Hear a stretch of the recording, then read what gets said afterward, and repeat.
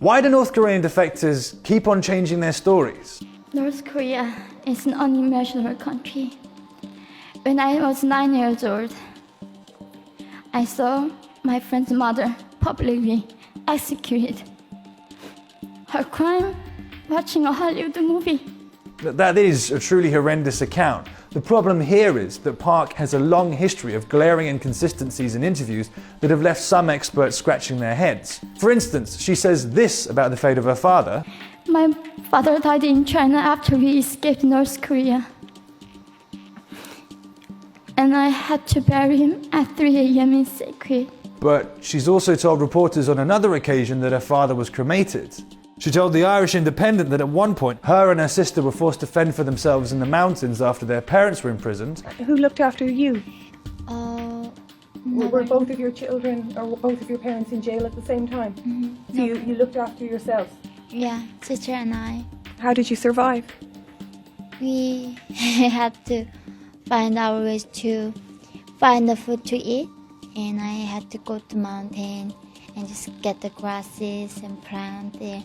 Dragonflies, I think? Yeah, dragonflies and more than things like frogs. But she gave a very different version of events to the BBC. After my father went to prison and my mom went to prison, 4 of us all separated. So my sister went to my uncle's house and I went to my aunt's house and lived there for 3 years. Park's subsequent explanation of her varied accounts was that it was because of a language barrier, having only recently learnt English.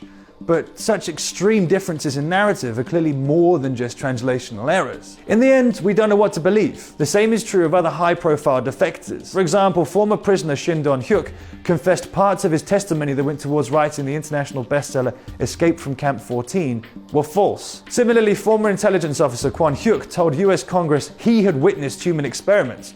His accounts were retold in a BBC documentary. However, South Korea's Yonhap news agency later revealed that he had never had access to such information. But why is this happening?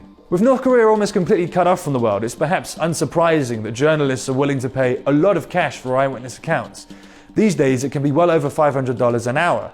The juicier the details of human suffering, the bigger the bucks and/or exposure. But the press then turn a blind eye when sensational claims are disputed. Sadly, though, these lucrative falsehoods ultimately backfire as they enable the regime and its apologists to dismiss all claims as lies.